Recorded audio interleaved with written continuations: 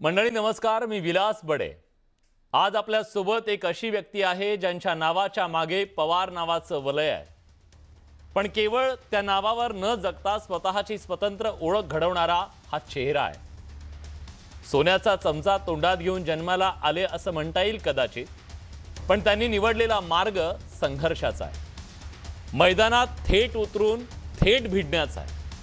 महाराष्ट्राच्या राजकारणातला हा आजचा तरुण आक्रमक निर्धाराचा चेहरा, उद्याचं नेतृत्व म्हणूनही ज्यांच्याकडे आशेनं पाहिलं जातंय, ज्यांच्या नजरेत शरद पवारांचा संयम दिसतो, तर रक्तात अन्यायाविरोधात लढण्याची जिद्द आहे। गेल्या काही दिवसात महाराष्ट्राच्या राजकारणानं अनेक नाट्यमय वळणं घेतली, नाती तुटताना दिसली, निष्ठा पणाला लागल्या, पण या सगळ्या वादळातही जो चेहरा न डगमगता उभा राहिला, आपल्या विचारांशी ठाम राहिला, तो म्हणजे आमदार रोहित पवार। अजित पवारांच्या अपघाती निधनानंतर त्यांनी ज्या पद्धतीने रणशिंग फुंकलं, त्यानं राजकारणात खळबळ उडाली। कुणी त्याला राजकारण म्हटलं, कुणी त्याला राजकीय वारसा टिकवण्याची धडपड म्हटलं, तर कुणी त्यात एक लढवय्या पाहिला। आणि आता त्यांनी एक नवा राजकीय बॉम्ब टाकलाय। पटेल तटकरेंनी राष्ट्रवादीवर ताबा मिळवण्याचा डाव रचला होता, हा गंभीर आरोप केलाय। या सगळ्या घडामोडींवर आणि त्यांच्या मनात नेमकं काय सुरू आहे, पुढची वाटचाल काय, या सगळ्याबद्दल आपण त्यांच्याशी बोलणार आहोत, त्यांना बोलतं करणार आहोत। रोहितजी, खूप खूप स्वागत आहे तुमचं न्यूज 18 मराठीमध्ये। तुम्हाला कर्नाटकात जाऊन FIR का नोंदवावी लागली? एक तर FIR नोंदली जावी हा आपल्या सगळ्यांचा हक्क आहे। आता याच्यामध्ये तुम्ही कुठेही जावा, म्हणजे 0 FIRच्या अंतर्गत तर ते तुम्ही करू शकता। 0 FIR हा पूर्वीपासून आहे, पण BNSSचा कायदा 2023ला जेव्हा अमेंड झाला, तेव्हा त्याच्यामध्ये जास्त अधिकार हे दिले गेले। आता याच्यात महाराष्ट्रामध्ये मी सगळीकडे प्रयत्न केला, मुंबईमध्ये 0 FIRच्या अंतर्गत केला, म्हणजे माझं स्टेटमेंट घेतलं जात होतं, फायनल झालं, पण एक मोठा अधिकारी येऊन ते सगळं थांबवलं। बारामतीत नाही घेतला, CIDला नाही घेतला, पण माझ्याकडे दुसरा कुठला पर्याय नव्हता। दुसऱ्या कुठल्या तरी राज्यात जर जाऊन करता आला असतं तर मी तो पर्याय नक्कीच माझ्या मनामध्ये होता। राहुल गांधीजींना जेव्हा मी भेटलो, त्यांच्याशी जेव्हा मी चर्चा केली, त्यांनी हा सगळा मुद्दा समजून घेतला। आणि त्याच्यामध्ये मुद्दा समजून घेत असताना त्यांना जेव्हा कळालं की FIR हा महाराष्ट्रात घेतला नाही, त्यांना जास्त आश्चर्य वाटलं। त्यांनी फक्त एक स्टेटमेंट वापरलं, त्यांनी कुठल्या राज्याचं नाव नाही घेतलं, जिस राज्य में न्याय मिल सकता है उस राज्य में ट्राय करो। गवई साहेबांबद्दल एक इन्स्टन्स झाला होता, तुम्हाला माहिती आहे की त्यांच्यावर सुप्रीम कोर्टचे जे प्रमुख आहेत, आपल्याला त्यांचा अभिमान आहे, त्यांच्या कोणीतरी बूट टाकला, एक चिरकुट माणूस होता, त्यांनी त्यांच्यावर बूट टाकला। आंदोलन झालं महाराष्ट्रात, आंदोलन खूप मोठं झालं आणि इथे असणारे अनेक लोकांना, अमरावती, नागपूर, पुणे, कोल्हापूर, तिथे असणाऱ्या लोकांना 0 FIR करायचं होतं त्या माणसाच्या विरोधात, पण तो झाला नाही, पण कर्नाटकात झाला। मग माझ्या आशा वाढल्या आणि म्हणून मी कर्नाटकात जाऊन तो FIR तिथे केला आणि तो अधिकार आहे। आणि काही लोक म्हणतात की 0 FIR असा करता येत नाही। आज मुख्यमंत्री साहेब सुद्धा बोलता बोलता बोलून गेले, तसं नाही आहे। हा विषय चर्चेत आला होता, कुठे तर राज्यसभेमध्ये। तिथे एका भाजपच्या खासदाराने हाच प्रश्न विचारला, त्याला उत्तर होम मिनिस्टरनी दिलं आणि त्या उत्तरात हेच सांगितलं की FIR कुठेही घेतला जाऊ शकतो। पण का गरजेचं आहे FIR? का गरजेचं आहे? नाही, FIR का गरजेचं आहे? ऑलरेडी CID चौकशी चालू आहे, CBI चौकशीची मागणी करण्यात आलेली आहे, वेगवेगळ्या यंत्रणा काम करतायत, त्याच्यावर तपास करतायत। FIR का गरजेचं नाही? बघा, आता ADR बद्दल तुम्ही ऐकलं असेल, ॲक्सिडेंटल डेथ रिपोर्ट। म्हणजे उद्या जाऊन जर चालता चालता मी पायऱ्यांवरून पडलो आणि मी समजा गेलो, तर माझ्या डोक्याला लागलं होतं का, माझा श्वास कशामुळे संपला, कशामुळे मी मेलो, म्हणजे डोक्याच्या लागल्यामुळे का हार्ट अटॅकमुळे, तसं ॲक्सिडेंट, कुठलाही ॲक्सिडेंट असेल तर ॲक्सिडेंटल डेथ रिपोर्ट तिथं करावा लागतो। आता ह्याच्यामध्ये दादांच्या बाबतीत सुद्धा ॲक्सिडेंटल डेथ रिपोर्ट झाला, कारण तो करावाच लागतो जेव्हा एखादा व्यक्ती तिथं मृत्यू होतो त्यांचा। आता याच्यावर तुम्ही जेव्हा इन्व्हेस्टिगेशन करत असता, तेव्हा तुम्ही क्रिमिनल अँगल कसं बघणार आहात? क्रिमिनल अँगल बघत असताना त्याला FIR लागतो। आता ADRच्या अंतर्गत तुम्ही क्रिमिनल इन्व्हेस्टिगेशन तुम्हाला तशी डायरेक्ट करता येत नाही, तर त्याला FIR असेल तर तुम्हाला एक कुठेतरी ठोकताळा मिळतो की कसं, कुठल्या दिशेने आपल्याला त्या ठिकाणी जायचं आहे। आणि ह्याच्यात जेव्हा आम्ही CIDला भेटलो, आम्ही 24 फेब्रुवारीपर्यंत कुठंच तिथं रिक्वेस्ट केली नव्हती। आम्ही 24 फेब्रुवारी रिक्वेस्ट का केली, DGCAचा एक रिपोर्ट आला, त्या रिपोर्टमध्ये काय सांगितलं की त्या रिपोर्टमध्ये सांगितलं नॉन कम्प्लायन्स होता, कोणाचा, VSRचा, म्हणजे ते चुकले। आता ते चुकल्यामुळे तिथं आपण FIR करू शकतो, त्या अनुषंगाने आम्ही FIR तिथं करण्याचा प्रयत्न केला। म्हणजे एक ठोकताळा आपल्याला त्या ठिकाणी मिळतो आणि त्या दिशेने आपल्याला इन्व्हेस्टिगेशन सुरू करतात. कारण CID जेव्हा विचारायचं ते म्हणायचे AIBचा रिपोर्ट येऊ द्या.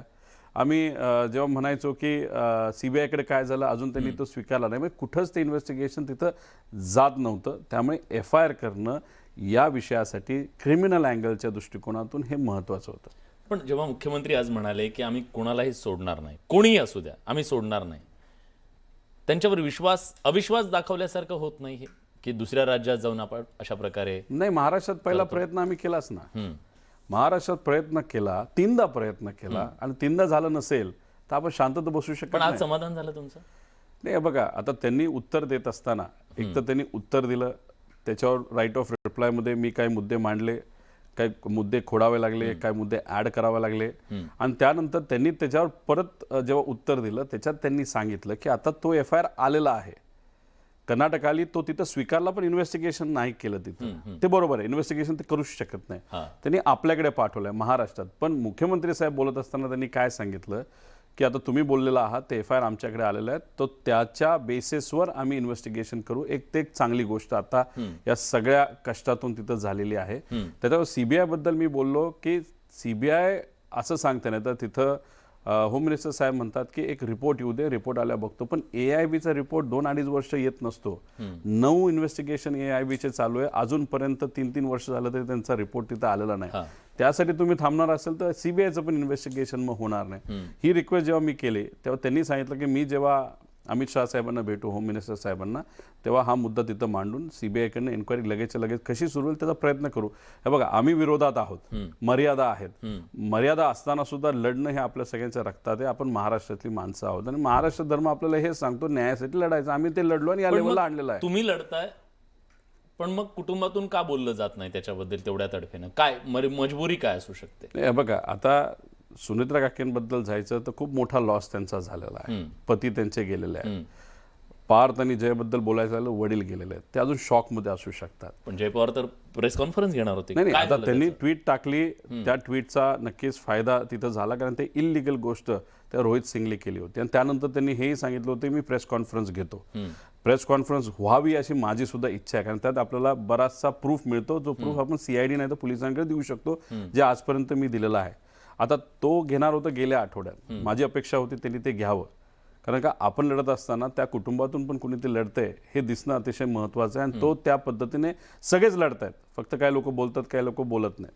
पण ती दुर्दैवाने प्रेस कॉन्फरन्स झाली नाही. आम्हाला जे कळाले की सुनील तटकरे, प्रफुल्ल पटेल आणि भाजपच्या काही नेत्यांनी त्याला थांबवलं की प्रेस कॉन्फरन्स घेऊ नको.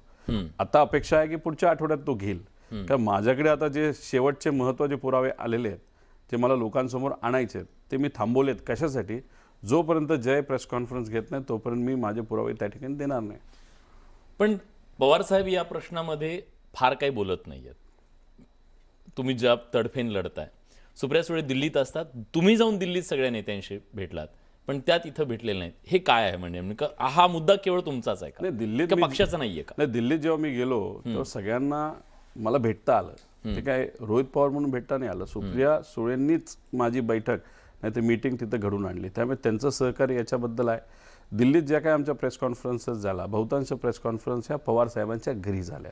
पवार साहेबांबद्दल बोलायचं तर आज त्यांची जे हेल्थ आहे ती थोडीशी कमकुवत असल्यामुळे, पण आता ते रिकवर झालेले आहेत, ह्याच्या पुढे ते बोलतील. त्यामुळे ते कधीच मीडियासमोर तिथं आलेले नाहीत. आधी मी तिथं बोलतोय ना, मी परिवारातलाच एक भाग आहे. त्यामुळे या दृष्टिकोनात त्यात मी पक्षाची भूमिका आहे की ही रोहित पवारांची वैयक्तिक भूमिका आहे हे समजून घेण्यासाठी नाही, याच्यामध्ये पवार साहेबांचं पण मत आहे, सगळ्यांचंच मत आहे की आपण पक्षाची भूमिका या ऍक्सिडेंट नाही तर घातपात बद्दल घेऊ शकत नाही. का? कारण त्याला राजकीय रंग येतो. हा मुद्दा तुम्ही व्यक्तिगत परिवारचा एक व्यक्ती म्हणून, नागरिक म्हणून, नाही ते कार्यकर्ता म्हणून नक्कीच घेऊ शकतात, जे आम्ही घेतोय. आम्ही त्याला जर पक्षाचा रंग तिथं दिला तर मग ते राजकारण होऊ शकतं. पण अजित पवारांच्या पक्षातल्या काही लोकांना, आमदारांना विशेषतः बोलू नका असं सांगितलं जात आहे असं तुम्ही म्हणताय. हो ना, असं घडतंय. आता तुम्ही बघा की दादा पवार साहेबांपासून वेगळे का झाले. एक तर त्यांचं नातं मुलाचं आणि वडिलांसारखं होतं. 18व्या वर्षी जेव्हा दादांचे वडील गेले, दादा 18 वर्षाचे असताना तेव्हा पवार साहेबांनी मुलासारखं त्यांना वाढवलं, श्रीनिवास काकांना पण वाढवलं. त्यामुळे नातं फार घट्ट होतं. पण निर्णय का घेतला? तर आमदारांना विकास निधी मिळावा, विकास व्हावा या दृष्टिकोनातून. आणि याच्यात आपण जर बघितलं तर बऱ्याच आमदारांना बोलायचं होतं, पण त्यांना आदेश काही नेत्यांचे सुनील तटकरे आणि प्रफुल्ल पटेलांचे आदेश आले आणि तो जो कोण कन्सल्टंट आहे नरेश अरोरा त्यांनी सांगितलं असावं असं कळते की तुम्ही कुणी बोलू नका. त्यामुळे त्यातल्या 90% आमदारांना बोलायचं होतं, बोलून दिलं नाही, आणि 10%ांना काहीच फरक पडत नव्हता, इथं काय आणि तिथं काय. अनेक मुद्दे आहेत, त्या प्रत्येक मुद्द्यामध्ये तुमच्या टार्गेटवर 2-3 नावं असतात. विशेषतः आता जी नावं तुम्ही घेतली, प्रामुख्यानं प्रफुल्ल पटेल असतात, नंतर तटकरे असतात आणि अरोरा पण असतात. त्याच्या मागचं नेमकं कारण काय आहे? ह्या तिघांवरती तुमचा एवढा राग का आहे? आणि आज तर तुम्ही सांगितलं की त्यांना पक्ष बळकावायचा 18व्या दिवशी जेव्हा दादा गेले होते तेव्हा. नाही बघा, एक पत्र जर बघितलं तर योगायोगाने मी कागद पण आणले आहेत. 10/3/2026चं पत्र आहे. National president nationalist Congress party Sunetra Pawar असं ते पत्र आहे. म्हणजे 8 तारखेला बैठक झाली, 10 तारखेला त्यांनी हे पत्र काढलं. हे पत्र बघत असताना सहसा आपण वाचत असतो, एक लाईन फार मला महत्वाची वाटली. त्या लाईनमध्ये असं दिलं की 28 जानेवारी दादांचा ॲक्सिडेंट झाल्यापासून मी अध्यक्ष होईपर्यंत मध्ये जर कोणी पत्रव्यवहार केला असेल तर तो ग्राह्य धरू नये असं इलेक्शन कमिशनला सुनित्रा काकेंनी त्या ठिकाणी लिहिलं. म्हटलं असं का लिहिलं असेल तर याच्या खोलामध्ये त्या ठिकाणी गेल्यानंतर एक कागद आमच्या हाती त्या ठिकाणी सापडला जो इथं आहे की त्या कागदामध्ये असं आहे, जो 16 फेब्रुवारीला तो कागद ते पत्र हे सुनील तटकरे, प्रफुल्ल पटेल आणि अजून एक कोणतरी व्यक्ती या तिघांनी इलेक्शन कमिशनला दिलं होतं की तिथे जर एखादा अध्यक्ष नसेल तर कार्याध्यक्षाला पूर्ण अधिकार त्याच्यामध्ये त्या ठिकाणी देण्यात यावे. आता दादांचा ॲक्सिडेंट 28 तारखेला झाला, बरोबर आहे. तुम्ही 16 फेब्रुवारीला हे पत्र म्हणजे 18 दिवसानंतर योगायोग बघा, 28 तारखेला ॲक्सिडेंट झाल्यानंतर 2 का 3 दिवसानंतरच जे देशाचे नेते भाजपचे गोयल साहेब एक स्टेटमेंट करून जातात. काय? प्रफुल्ल पटेल हे अजितदादांच्या पक्षाचे अध्यक्ष झाले, राष्ट्रीय अध्यक्ष. आता योगायोग म्हणायचा का प्री प्लॅन म्हणायचं? त्याच्या आधी, ॲक्सिडेंटच्या आधी का ॲक्सिडेंटच्या नंतर हे कुठं बसले होते का? त्याच्यात ते चुकून बोलून गेले. त्यानंतर ह्यांनी हे पत्र दिलं. या पत्रात पूर्णपणे दिसतंय की प्रफुल्ल पटेल आणि सुनील तटकरेंना पूर्ण पक्षाचा ताबा त्या ठिकाणी घ्यायचा होता, जो काकेंनी नंतरच्या पत्रामध्ये ते क्लीन करून टाकलं. याचा अर्थ दादा गेल्यानंतर राष्ट्रवादी काँग्रेसच्या अंतर्गत राजकीय संघर्ष सुरू झाला होता, सत्ता संघर्ष सुरू झाला होता, असं तुम्हाला इंडिकेट करायचं आहे? नाही, एक तुम्ही समजून घ्या की आम्ही तो पक्ष आमचा नसला तरी आम्ही का तळमळ आहे आमची या विषयाच्या बाबतीत. एक तर दादांनी कष्टातून हा पक्ष उभा केला, लोकसभेमध्ये त्यांना यश नाही आलं, पण विधानसभेमध्ये हे लोक जे प्रफुल्ल पटेल आणि सुनील तटकरे कुठं फिरताना तुम्हाला दिसले? अजितदादा सगळीकडे फिरले. जी काय ताकद लावायची होती अजितदादांनी लावली. एवढे 40-42 आमदार निवडून आणले, कष्टातून आणले. लोक दादांकडे बघून त्यांना तिथे निवडून दिलं.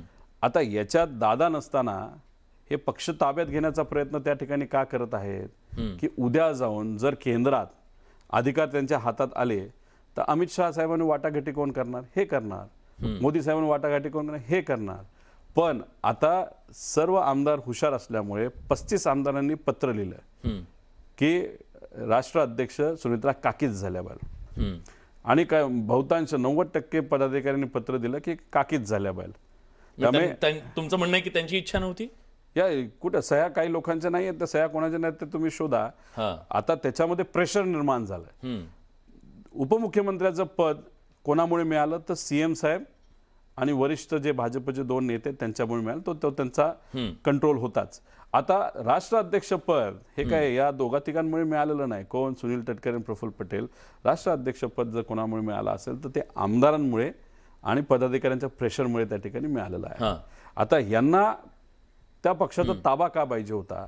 जे आम्हाला कळतंय की उद्या जाऊन महत्व मिळावं, चर्चेला बोलवण्यात यावं, आमदार आमच्या हातामध्ये आहे, मग मंत्रिपद केंद्रात जर घ्यायचं असेल तर ह्यांच्या सगळ्या गोष्टी हातात असतील, असं कुठेतरी त्याच्यामध्ये समीकरण दिसावं. आता नाशिकचा अँगल जर घ्यायचा झाला तर जो तांत्रिक मंत्रिक जो कोणी होता याच्याकडे सुनील तटकरे आणि त्यांच्या परिचयाचे काही लोक आणि पदाधिकारी तिथं जात होते.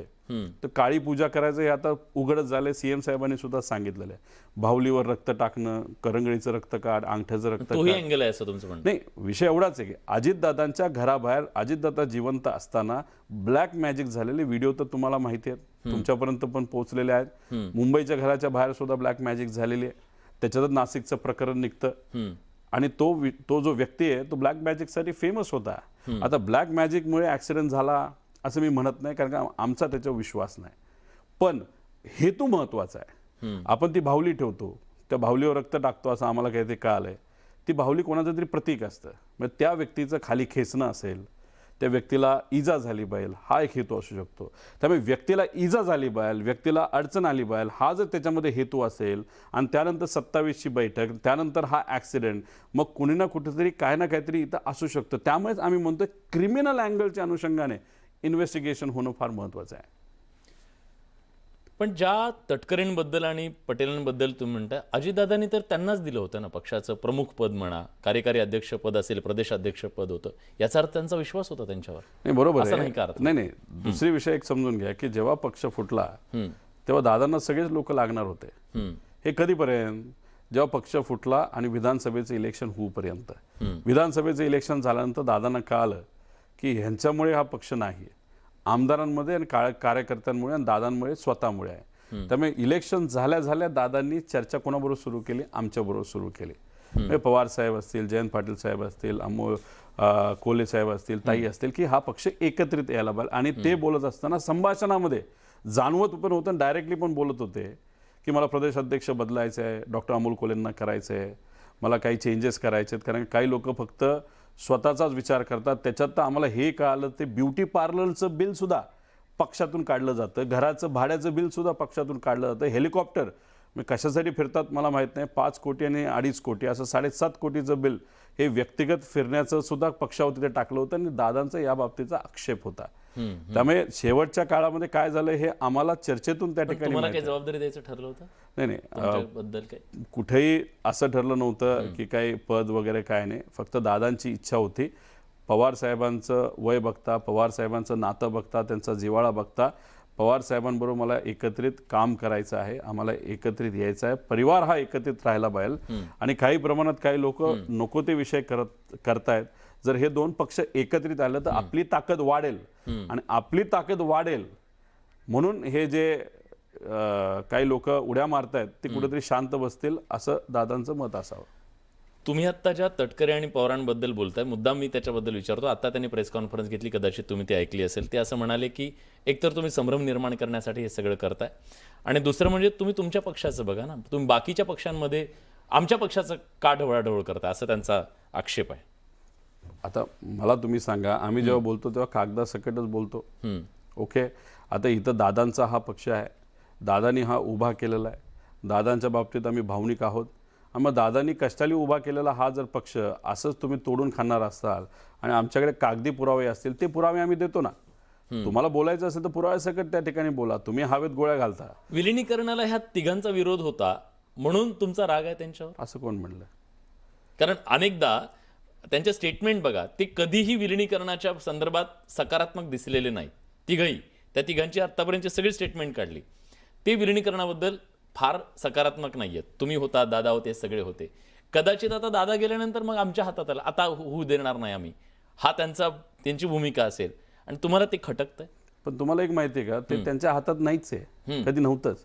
ते सुनित्रा काकींच्या हातात आज आहे आणि पूर्वी अजित काकांच्या हातात होतं. आणि राहिला प्रश्न विलिनीकरणाचा, आम्हीच बोललो ना आम्हाला आता विलिनीकरण नको आहे, दारं बंद झाली. नाही आम्हाला नकोच आहे. दादांकडे बघून दादांची इच्छा होती साहेबांबरोबर काम करायचंय. साहेबांचं वय बघता आपण हा पक्ष एकत्रित केला तर साहेबांचा अनुभव आणि दादांची ताकद मिळून आपल्या पक्षाला ताकद मिळेल या अनुषंगाने आणि भावनिक दृष्टिकोनातून आम्ही एकत्रित. दादाच नसतील तर जाऊन करता काय? पण मी थोडंसं भावनिक तुम्हाला प्रश्न विचारतो की आज दादांची शेवटची इच्छा काय होती? तर हे सगळे एकत्र आले पाहिजेत, कुटुंब एकत्र आलं पाहिजे. आज पक्ष तर वेगळे झालेत आणि त्या वाटा काही जुळताना दिसत नाही आहेत. कुटुंब म्हणून तुम्ही एक आहात का? नाही, कुटुंब म्हणून व्यक्तिगत दृष्टिकोनातून आम्ही एक आहोत. जयचं आता लग्न झालेलं आहे, उद्या पार्थिव निर्णय घेतला लग्नाचा तर आम्ही तिथं त्या ठिकाणी दिसू, ते बोलवतीलच आम्हाला. त्यामुळे आणि आता रेवतीचं लग्न आहे तेव्हा तिथं काकी सुद्धा आलेल्या दिसतील. तिथं सुद्धा तुम्ही जर बघितलं तर काकांनी सुद्धा आणि आजोबांनी सुद्धा एक प्रयत्न केला होता की कुटुंब तुटलं नाही पाहिजे. कारण का पुढच्या पिढीला एक वेगळा संदेश जातो, नकारात्मक संदेश जातो. म्हणजे लहान जी पिढी आहे ना की या बघा फॅमिली वेगळं झालं, वाद आहे, भांडणं चालली आहेत आणि त्यामुळे त्यांची मानसिकतेमध्ये बदल होऊ शकतो. हे साहेबांनाही नको होतं, अजितदादांनाही नको होतं आणि आम्हालाही नको होतं. त्यामुळे फॅमिली म्हणून आम्ही एकत्रित आहोत, पक्ष म्हणून आम्ही एकत्रित नाही. पोटनिवडणुकीमध्ये तुम्ही भूमिका घेतली की उमेदवार द्यायचा नाही, ही युती म्हणायची की एक प्रकारची सामंजस्याची भूमिका म्हणायची? नाही, आम्ही काकींकडे बघून बिनविरोध करतोय असं नाहीच आहे ना. आम्ही अजित काकांकडे बघून काकांचं कार्य, बारामतीसाठी केलेले कष्ट, तो जो काही विकास आहे त्या अनुषंगाने आम्ही हे बिनविरोध त्या ठिकाणी करतोय. राहिला प्रश्न काकींचा, काकींना सुद्धा वेळ दिला पाहिजे राजकारणामध्ये थोडंसं ॲडजस्ट होण्यासाठी, कारण त्या समाजकारणामध्ये त्यांचा अनुभव खूप जबरदस्त आहे. पण राजकारणात त्या नवीन आहेत, कारण राजकारणात ते बघतच नव्हत्या. आता राजकारणात आल्यानंतर त्यांना काही काळ द्यावा लागेल, त्यामुळे त्यांची पहिली निवडणूक ही बिनविरोधात झाली पाहिजे. आणि जर कोणी चुकून फॉर्म भरत असेल तर आम्ही स्वतः जाऊन विनंती करायला जाऊ की बाबांनो फॉर्म भरू नका, हे बिनविरोधच करा. 2029ला रोहित पवारांचा मतदारसंघ बारामती की कर्जत? कुठला 2029? मी कर्जत जामखेडमध्ये आत्ताही आहे, कालही होतं आणि पुढेही राहील. बरं, पण भविष्यामध्ये बारामती ही अतिशय महत्त्वाचं असणार आहे. यावेळेस भावनिक आहे म्हणून मी हा प्रश्न विचारला. पण 2029ला ही परिस्थिती असणार नाहीये. अशा वेळी बारामतीमध्ये कोण, हा प्रश्न अतिशय महत्त्वाचा ठरणार आहे. नाही, कुठलंही इलेक्शन आलं तर निर्णय शेवटी लोक घेत असतात. त्यामुळे लोकच योग्य असा निर्णय त्यावेळेस त्या ठिकाणी घेतील. बारामतीसाठी काय महत्त्वाचं आहे, काय चांगलं आहे, कोण प्रतिनिधित्व बारामतीचं करू शकतं, आजपर्यंत बारामतीलीच ठरवलेलं आहे. अजितदादांवर त्यांचा विश्वास होता, त्यामुळे दादांना मताधिक्याने ते निवडून देत होते. आत्ता बिनविरोध तर होईलच. आणि 29ला जर पुढच्या काही दिवसांमध्ये आणि महिन्यांमध्ये आणि वर्षांमध्ये चांगलं काम काकींकडनं झालंच तर काकींना ते का सोडतील? तुम्ही बारामतीत ॲक्टिव्ह होणार? कारण लोकांना खूप मोठी स्पेस आहे, म्हणजे दादा गेल्याच्या नंतर तिथं नेतृत्वाची खूप मोठी स्पेस आहे. एक आपण समजून घ्या की दादा असताना मी तेवढं तिथे ॲक्टिव्ह नव्हतो. त्याच्याचबरोबर गेल्या काही महिन्यांमध्ये आणि खास करून विधानसभा झाल्यापासून दादा आणि मी बऱ्यापैकी जवळ त्या ठिकाणी आलो होतो. पूर्वी तर जवळ होतो, मला लग्नच त्यांनी ठरवलेलं आहे, मला राजकारणात त्यांनी आणलेलं आहे. त्यामुळे त्यांनी साहेबांपासून वेगळं होण्याचा निर्णय जेव्हा घेतला तो माझ्यातला आणि त्यांच्यातला मोठा वाद होता. त्याच्या पलीकडे आमचं व्यक्तिगत काहीच नव्हतं. तेव्हा दादा असताना तिथं कधीच मी गेलो नव्हतो. पण याच्या पुढं ज्या पक्षातून मी येतो त्या पक्षासाठी आणि पवारसाहेब सांगतील तसं त्या अनुषंगाने बारामतीत जावं लागलं, पण सामाजिक दृष्टिकोनातून, कारण संस्था आमच्या सगळ्या तिथे आहेत तर मी तिथं जाईलच. राजकीय दृष्टिकोनातून प्रत्येक मतदारसंघामध्ये आम्हाला फिरावंच लागणार आहे संघटन वाढवण्यासाठी. खरं आहे. तुम्हाला आता महाराष्ट्रात जर फिरायचं असेल तर मोठी जबाबदारी गरजेची आहे. तुम्ही पक्षाचं दार ठोठावताय का की आता मी तयार आहे? पवारसाहेब जबाबदारी देत असतात. एखादा व्यक्ती लढणारा असेल, कर्तृत्वान असेल, काहीतरी त्यांनी प्रूव्ह केलं असेल तर पवारसाहेब तर पाठीमागे राहतात. तर महत्त्वाचं काय की राजकारणामध्ये नाही तर पार्टीसाठी सुद्धा लोक आपल्याबरोबर लागतात. त्यामुळे लोक बरोबर असतील आणि पवारसाहेबांना योग्य वाटलं तर मला त्यांनी पद दिलंच आहे. शशिकांत शिंदे साहेब अध्यक्ष आहेत, मार्गदर्शक जयंत पाटील साहेब आहेत, आव्हाड साहेब आहेत, सुप्रियाताई आहेत. या सगळ्यांच्या खाली जे पद आत्ता दिले त्या पदाला न्याय देण्याचा 100% प्रयत्न करेल. फक्त गेल्या 2 महिन्यामध्ये मानसिक दृष्टिकोनातून, भावनिक दृष्टिकोनातून थोडंसं या विषयामुळे मी फोकस फक्त एकाच मुद्द्यावर केला होता. दादांच्या बाबतीत इन्व्हेस्टिगेशन नीट झालं पाहिजे. आता FIR झाल्यामुळे आणि CBIकडे हा प्रस्ताव जाईल असं सांगण्यात येत आहे सकारात्मक दृष्टिकोनातून. त्यामुळे कुठंतरी आता मी शांत झालेलो आहे. पण तुम्ही शांत होणार की महाराष्ट्रातला विरोधी पक्षाचा एक कणखर आवाज म्हणून तुम्ही पुढे याल, की तेवढ्या मुद्द्यापुरतच तुमची आक्रमकता होती? नाही, याच्या आधी सुद्धा तुम्ही बघितलेलं आहे की बऱ्याच विषयामध्ये मी आक्रमक होतो. फक्त गेल्या 2 महिन्यामध्ये हा मुद्दा हाती घेतल्यामुळे दुसऱ्या मुद्द्याकडे काही प्रमाणात दुर्लक्ष झालं, नाही तर दुसरे कुठले मुद्दे मी हाती घेतले नाहीत. पण याच्या पुढं हा विषय योग्य दिशेने जातोय असं आता तरी दिसतंय. त्यामुळे दुसऱ्या विषयात मात्र मी हात घालणार आणि लोकांच्या हितासाठी आक्रमक व्हावं लागलं, रस्त्यावर झोपावं लागलं, रस्त्यावर उतरावं लागलं तरी त्या ठिकाणी मी तयार असणार आहे. खूप खूप धन्यवाद. तुम्ही न्यूज 18 मराठीशी बोललात त्याबद्दल, सविस्तरपणे बोललात त्याबद्दल, आणि खूप शुभेच्छा तुम्हाला पुढच्या वाटचालीसाठी. तर हे होते रोहित पवार.